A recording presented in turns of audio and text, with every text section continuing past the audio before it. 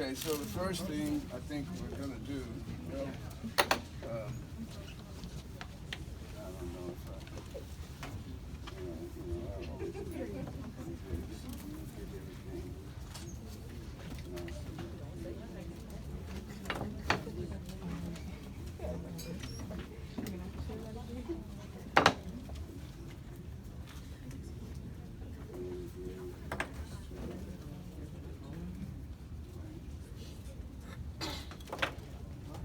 First thing we got to do is get our spacer together, and only got an hour to do this. And I don't know if I'm gonna make it or not, but we're gonna do the best we can.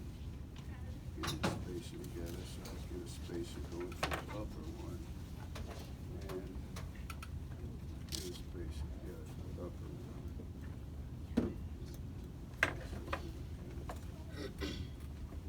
This is our spacer.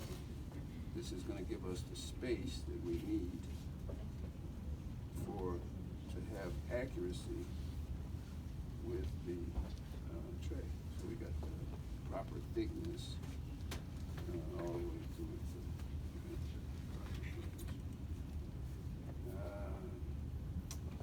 I don't like using bad instruments. I don't have them. Okay, so I don't know.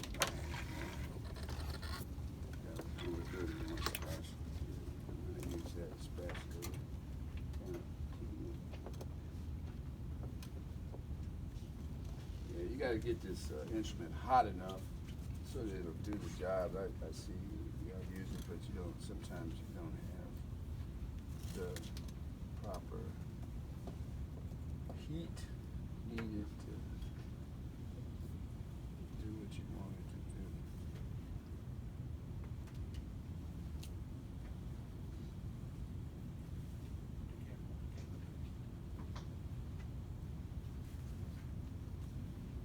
This is number 31,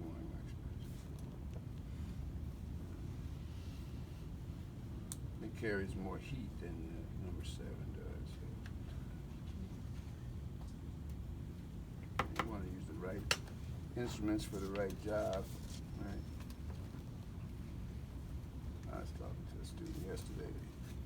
They gave me something. It's like going to the best restaurant in Nashville.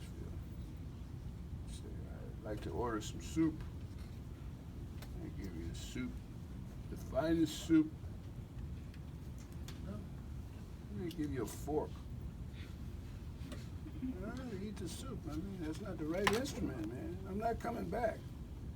That's the finest soup everywhere. Well, due to COVID, we don't have enough dishwashers, so you have to use a fork. I'm out of here. I ain't coming back. What was the restaurant? Huh?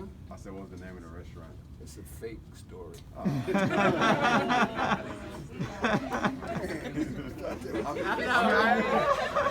got your point about having the right tools, but I thought there was some truth to it. Nah, man, it's a straight up lie. Come on, man. For illustration purposes only. No, it's not. My point is that you don't eat soup with a fork. You eat it with a spoon. You got to use the right instruments. All right, now check this out. I know my anatomic landmarks. So I'm going to trim this in the vestibular area so that I am short of the vestibule, right? So I'm utilizing the art of the cast, right, to make it such that the wax is short of the vestibular area. Okay, so I'm going to do that all the way around so that I have room for my impression material, which I'm going to place after I take the wax out as the spacer.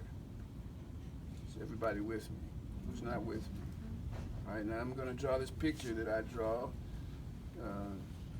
I'll be drawing this picture again for you. Maybe, maybe not. Maybe you'll understand it. I won't have to draw it. Somebody give me a pencil or a pen. Okay, so like this particular picture is a cross-sectional picture of a cast. So that's the crest of the, crest of the ridge, and so there's a cast, right? Crest of the ridge. Okay, and this is the base of the cast. You got me? Does everybody understand that? So that's like I take a saw and saw this back here, maybe. I need to turn it on, huh? Turn that on for me, doctor. Because I got greasy hands, I don't want to. Okay, so, yeah. This guy, I guess, put it in there. All right, so, no, that ain't gonna be good. Okay, now that's better. Okay, so this drawing is, I got less than an hour. This is the base. It's the crest of the ridge. In this particular case, there's a tooth up there. All right, you got it? Mm-hmm. So the business part of this denture is the depth of the vestibule. That is the depth, the deepest part of the vestibule. This area is called the internal flexure line, and this is the external flexure line. Right? This is the depth of the vestibule. This is the internal flexure line. That's the external flexure line.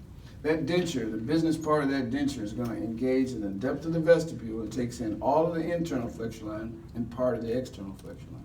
So it's going to come and engage down in the depth of the vestibule. It takes in some of that external flexure line and all the internal flexure line. So it actually, that's how it looks. All right, so that's why the art is so important. So like on these casts, that's why I want you to make your impressions so that they didn't look like they were impressions of casts, so they looked like it was an actual patient. So now you're going to have a new cast and everything. And if my eyeball, that I look straight down on this, I should be able to see that most inferior portion of the art. Okay, so if it's overextended like that, then I know that's too bulky and that's out in the cheeks, pushing the face out. Everybody understand that? Even though this is a hard cast, it represents soft tissue in this area. So actually, the mouth. So you got to remember this. George Clapp, 1913, he wrote a book called Prosthetic Articulation. I just was wondering why I started looking at all kind of literature, and I haven't seen, better dentures than the dentures that were made back in the early years. And that's because there were some certain people, there were more people that wore dentures back then too.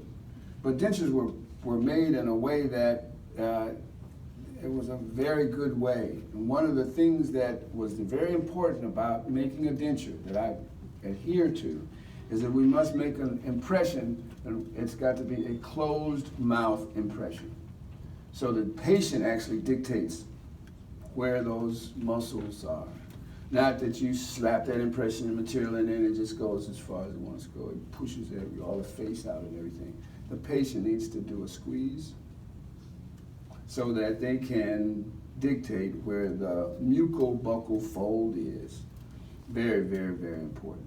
So anyway, if I look down on here and I see that there's acrylic out here or anything out here, I know that it doesn't really engage into the depth of the vestibule, that this would be representative of soft tissue. So I always want to be able to see that most inferior portion of the art, which I do here. When I look straight down, I can see the vestibule as well as the most inferior portion of the art. And so what I'm going to do now is I'm going to place some rests, not rest, but tissue stops. All right, so I'm going to place a tissue stop posteriorly here, and the tissue stop should be 5 by 8 millimeters. Okay, so there's a tissue stop there. I'm going to actually place a tooth stop on this one. So this will enable me to orient the cast once I make the impression, right? Then I'm going to do a tooth stop up here. I'm going to do a tooth stop here. I can't see my glasses up there. My glasses are up there on the instructor's bench. All right, then I'm going to do another tooth stop here. Right? This will enable me to seat the impression tray appropriately, not just slap it in there. My student took an hour and a half. That's a true story here. To let you know what's true, what's a lie. I know the lie. You say lies ain't getting in, so I better stop telling them lies. Even though it's not, it's for illustration purposes. The Bible says liars ain't getting in. So I better ask for forgiveness and don't tell no more lies. Because lies ain't getting in. I want to get in. And you know what? You're getting closer to the front of the line every day. All right. Hey, you laugh, but you know, as you live this life, you know it's coming. It's inevitable. As a rule, man's a fool. When it's hot, he wants it cool. When it's cool, he wants it hot. He always wants it. Boy, it's nice. You know, long enough, you figure that. Once you figure it out, you say, "Dang, I could have used this idea when I was a young person. I'm too doggone old." All right. Anyway, so this is our spacer. Let me make it so that we have something posted. I'm running out of time. Yeah, thank you, Doctor. All right, so now this is the wax spacer that I can remove from my cast. Not easily, but I'm going to remove it. Just to prove that I can remove it.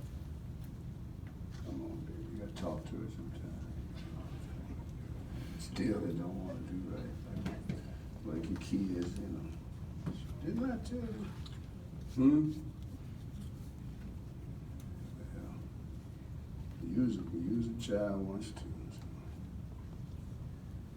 I thought I put Vaseline on here. All right, so now it comes off. Okay, so I've proven that I can take it on and off. However, I'm gonna make sure that I can take it on and off and put some Vaseline on this thing so it'll come on and off for me. All right, so that's my spacer for the upper one. Set that aside. And I'm gonna make the spacer for the lower one.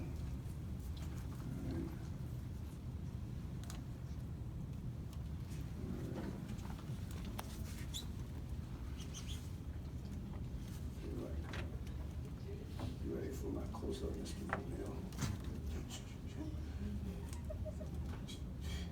All right, so technique, make a wax spacer for the lower. And I guess since I'm on blast over here, y'all can watch this.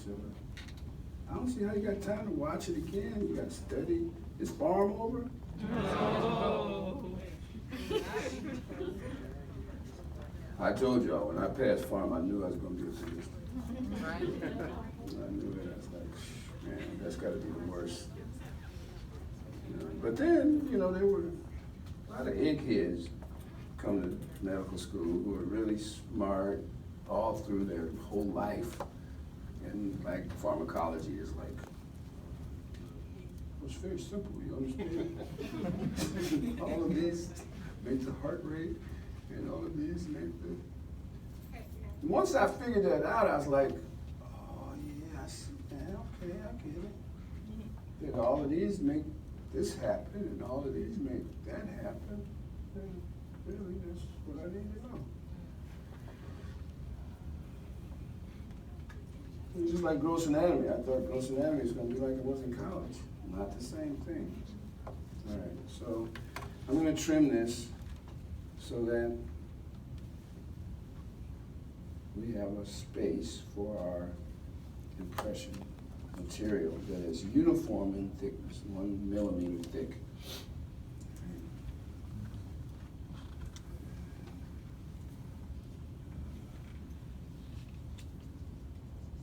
So I've been working these materials for a little while, so I'm pretty sure we're gonna make the 12 o'clock deadline. I told you about all the jobs I've had. I had a job one time, this is all I did was make base plates all day. Man, I got a degree in this stuff, man. I need to be doing porcelain. Not around here, you know. Better make them bass plates, boy. You know what? I'm gonna get in dental school one day. Look at me now. Let's go. I'm telling you, we make bass plates all day long. This is bass plate after bass plate, bass plate after bass plate. Gotta be more to life than that.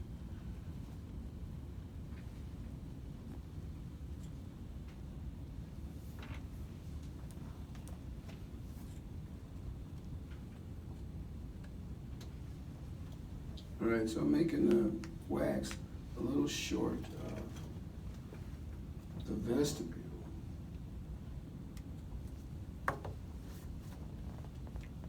One of the things that we teach you to do is border mold, but I'm not gonna go into border molding today. I'm just gonna make it so that you make a nice tray so that you can border mold. Border mold is the process that you have the patient to actually do those movements that I talked about, those squeezing movements that kiss, you know, pucker. One of the things that people that wear dentures understand that. So if they've been wearing dentures for a while, you ask them to pucker, or they squeeze and put your finger in there and squeeze your finger. They'll tell you that, oh yeah, that's, you know, they understand how important it is. I know yesterday there was a lady that Dr. Young brought in there, and she needs to get a denture, but I said, okay, now squeeze. She looked at me like I was a kind of a deviant. like this. What's wrong with you? You know, but you have to make them understand that that is what, you know, they got to do in order to get captured. And she kind of got it after a while, you know. But you know, people will give you that. But you know, you ain't got to be. You can't be shy if they don't know how to do it. Like I say, the denture people, they do it readily, but sometimes people say. So can't let it affect your performance. All right, so I'm going to cut some rests, some tissue stops here posteriorly. I'll cut them.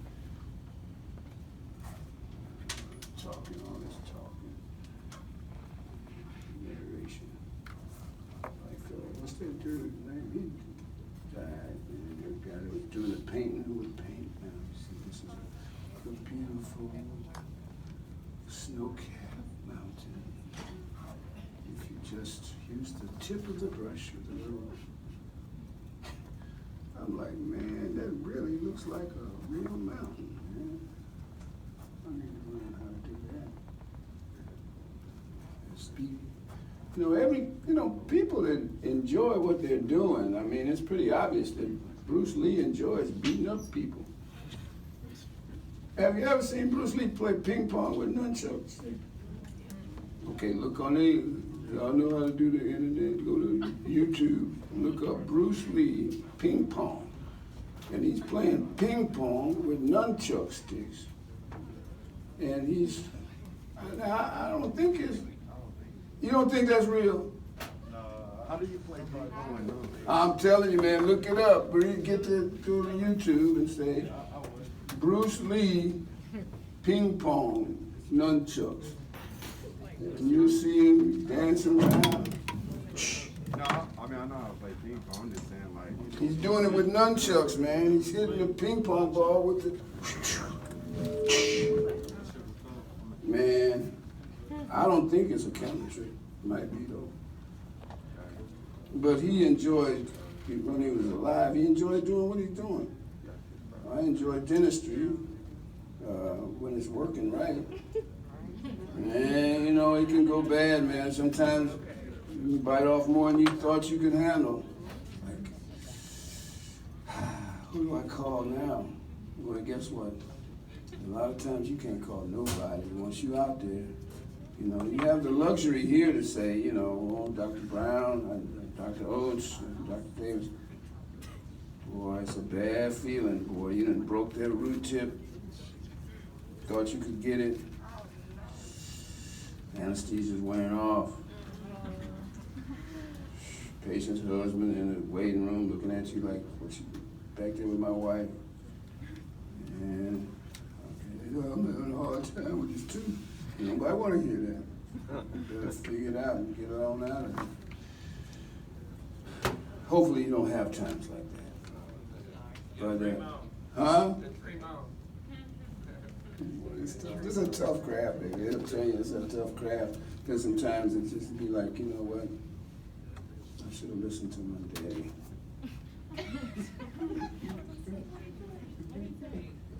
What my daddy say? Yeah. I don't know, it's one of them lies. I don't know. My father always told me, you know, do the best you can. If you're going to be able to do this. Oh, I did. My father's a police officer. My father's about the size of Dr. Oates, right? He give you a handshake like Dr. Oates, too. And I took the police test. My father's a police officer. He was a retired Army captain, and he was on the police force. I took the police test. I passed the police test. First one. They have several ones. And I told him, I said, Dad, thinking I might be a police officer. Shook his head. He said, "You too light in the ass." You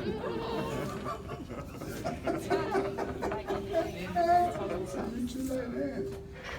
But back, well, what that meant in his loving way. And at that time, all police officers looked like Dr. Oates' size. They were big men. And I said, huh? Yeah, I'm talking, it's a positive way. It's a positive way, Dr. Oates. I think highly of Dr. Oates. I think highly of you also. Okay, yeah. And so, but he said I was too late in the ass. He said that, like, now though, everybody gets a shot. You got little people, you got all kind of people. Like this boy that got killed, that busted. He thought he could run on this female police officer, and she said she thought that she had a taser, but it was really a pistol. Killed him. I bet you, if somebody the size of Dr. Oates had put him in handcuffs and had him firmly, he wouldn't have tried to shake that. You know? So he told me that you can't be no police officer. You need to use your brain. Here I am. This is my brain. All right, that's my police officer story.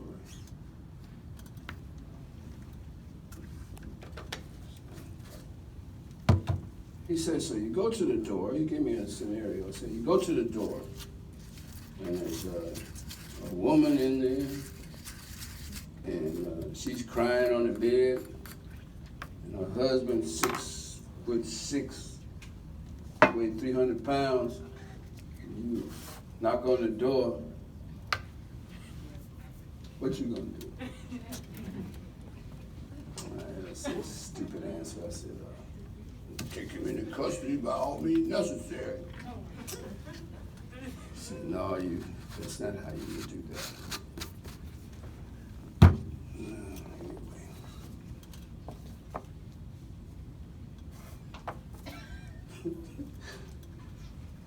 So I told you about it when I was in 6th grade, right? My teacher said, she said, you have to pronounce words. She said, you have to pronounce words properly. Like the word is police, P-O-L-I-C, police. And, I went home, told my father, I said, Dad, Miss Bell said, you're supposed to pronounce it police. He said, well, son, when I come to your door and I knock on your door, I'm gonna say, it's the police. So you said, Miss Bell said, but that's how I see it. And it may not be the proper way, but that's how I see it. Man.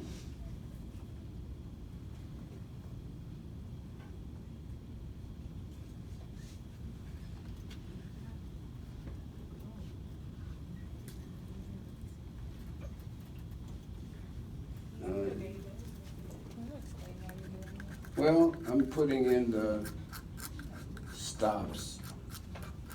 Okay, so you can see that there is acrylic that's going into the stop areas. So that when I take I tell you what you can do is I have two impression trays up there. Can you bring those impression trays down so you can kind of take a look at what those impression trays are? I think next time I'm gonna give a little stiffer mix.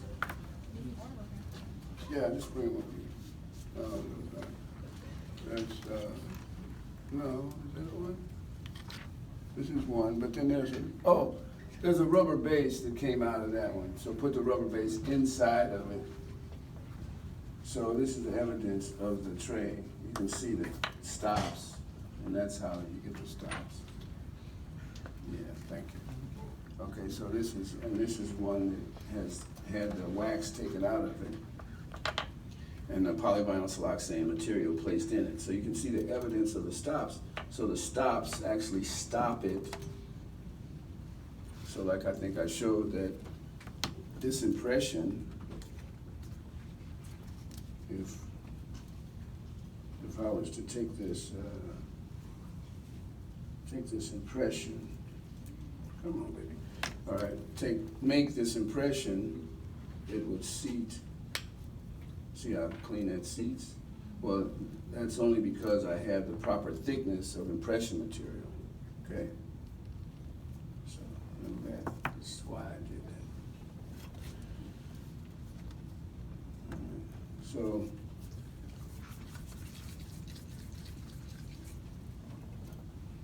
oh man, I got all kind of stuff I don't want in there. Well, these materials, I tell you, there's something else. I give you no respect. All right. So I'm using the thick side of the board.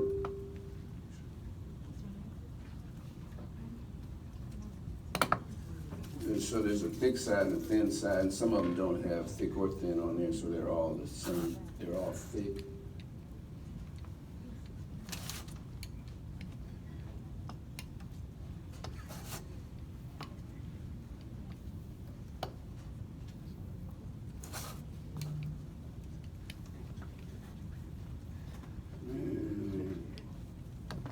So you know if I'm having a degree of difficulty, I know y'all have issues. So what's the learning piece here that Dr. Davis did that he tells you to do? He didn't do it. He didn't measure. I didn't measure. My mom learned, my pa learned, right? So you measure. You'll have probably a little more working time, so I'm not going to have a lot of working time because now it's getting ready to set up real quick on me.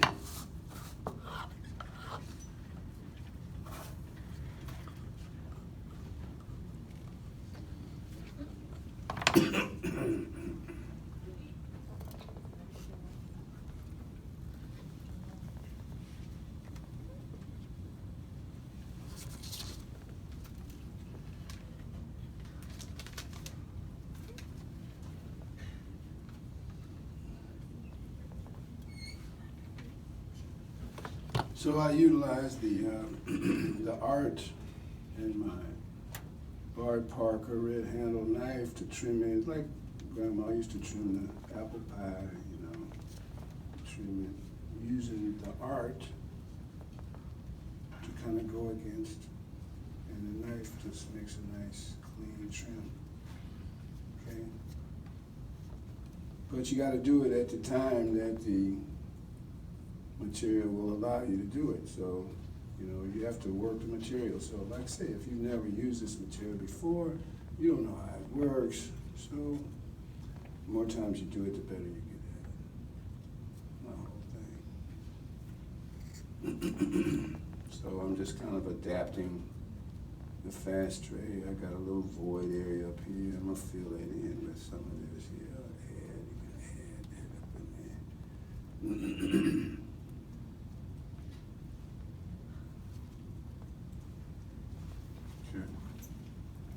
you're gonna trim it away anyway, you're gonna finish it back anyway, right?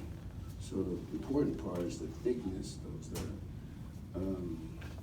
wax, which is where then they got some people that'll put the little handle on it while you're doing it. I usually don't do the handle at the same time I'm doing the tray, but I will, just because I'm running out of time. I'm putting the handle on so that we can have a little handle going. And trim some excess. Maybe we use this knife. Just trim some of this excess off.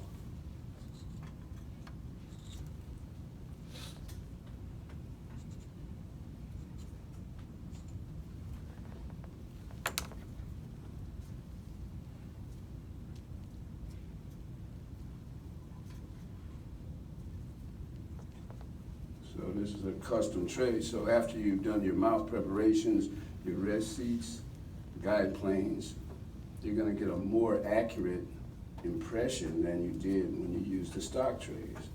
Okay, that's the object, that's the idea behind this custom tray situation.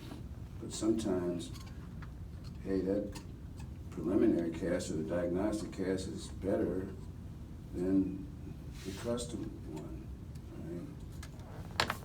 But there's certain parameters, if you follow them, it will have a great impression, a great final impression. Okay, so you can see that I can take this handle and I'm gonna trim it. I'm not gonna, well, I don't have a hand piece. I didn't ask you to give me a hand piece, but that's okay. But you can see the end result. It would look like this after I've trimmed it away. So now, just to prove that I can take it on and off, I'll take it on and off before it makes its final set.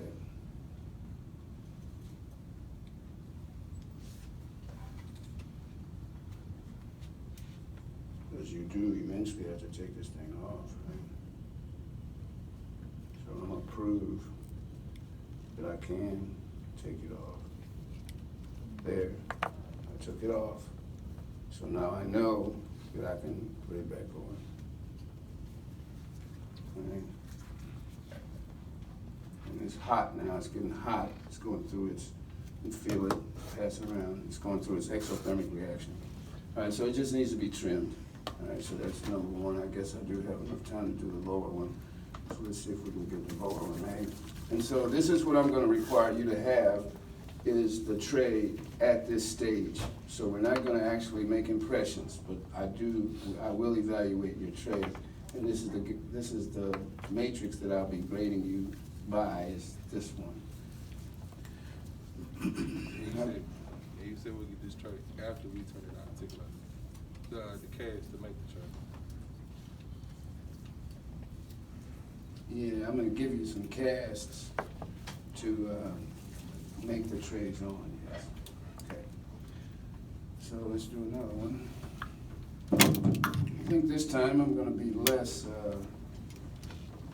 I'm gonna use less monomer here.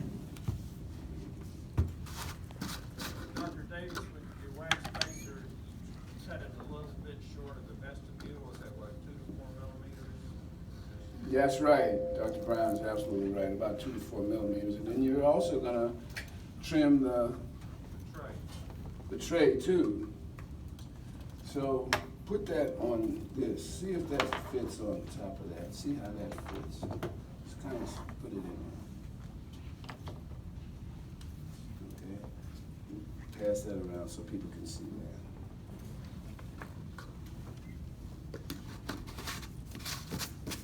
So you see the evidence of what it should look like after it's been trimmed. All right, so I'm gonna clean this up. That's done. Running out of time. Think I'm gonna make it? You got your money on me?